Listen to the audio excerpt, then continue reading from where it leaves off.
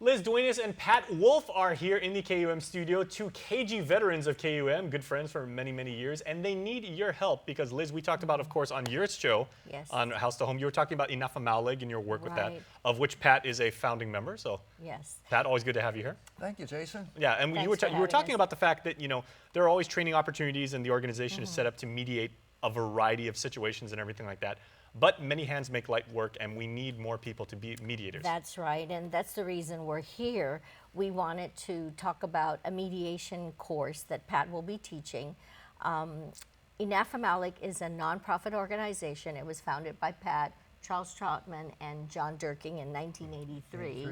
And since then, we've helped mediate so many different cases. Domestic, divorce, civil cases, insurance claims, you name it, land disputes. So we have handled many of these cases, but we have a shortage of mediators and we need more volunteer mediators. So there is a course that we're conducting August 2nd, 3rd, and 4th, and we're encouraging the community to register, come and serve as a volunteer mediator. But what I'd like to do is have Pat talk a bit about the course and the objective of the course.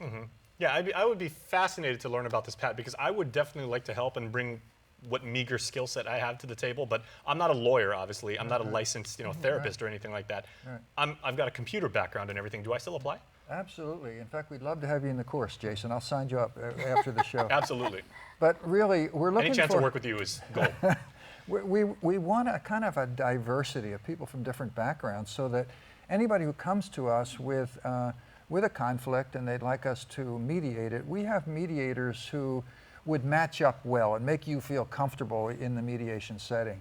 And over time we lose mediators because they move off island. We've had some great ones like Kate Thomas and Fred Ott and Mick and Nelda Flynn who have passed on.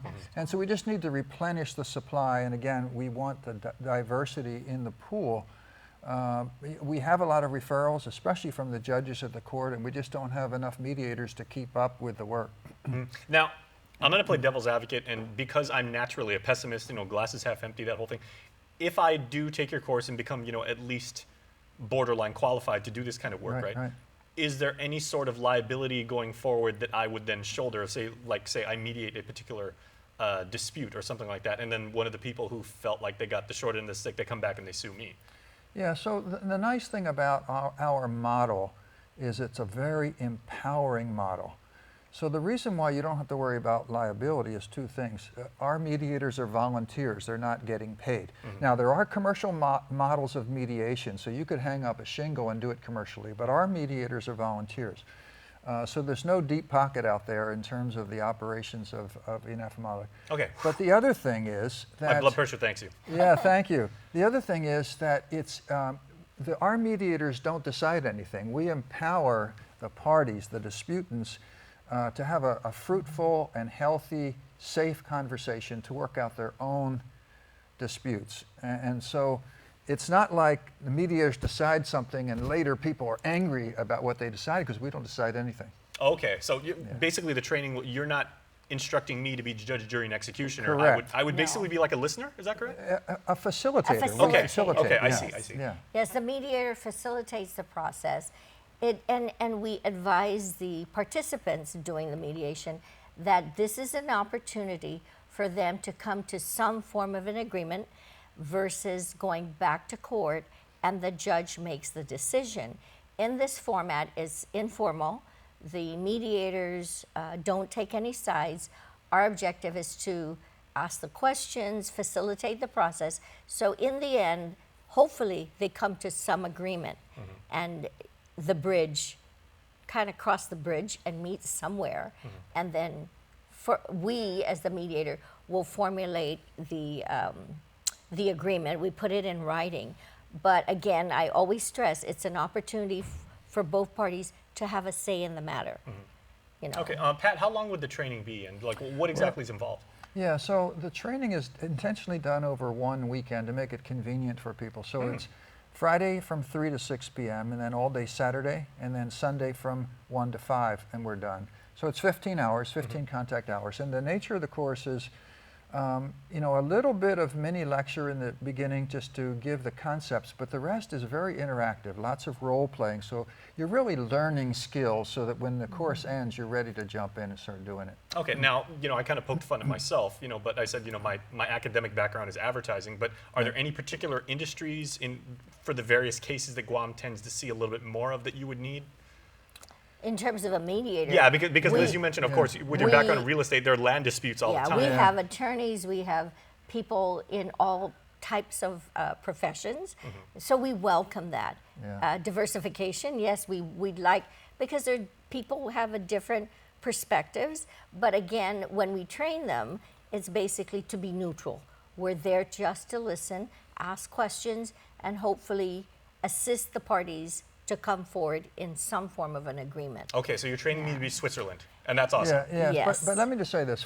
So Liz is correct. For the run-of-the-mill dispute that comes to us, we have a process that we follow, and so we can manage it. However, there are some disputes that really are complicated, and they come out of a particular arena.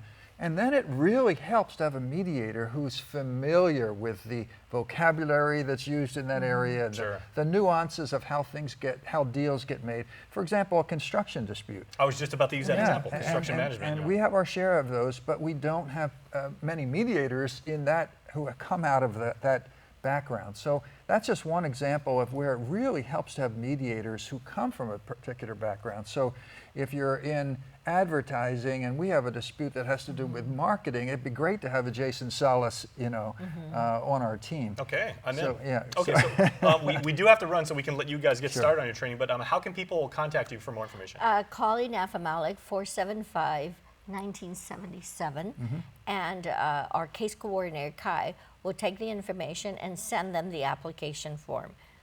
And Okay. then they will become, after the course, they would become a certified mediator, and then we can welcome them to come in and co-mediate, observe until they get more comfortable to be active in the mediation volunteer process. All right, thank you very much, Liz, Pat, always a you. pleasure. Thanks, Jason. Come My see you very pleasure. soon. Okay, and for those of you wondering what you get out of it, this looks great on your LinkedIn profile. This is an amazing experience, so jump on it, and we'll see you after this.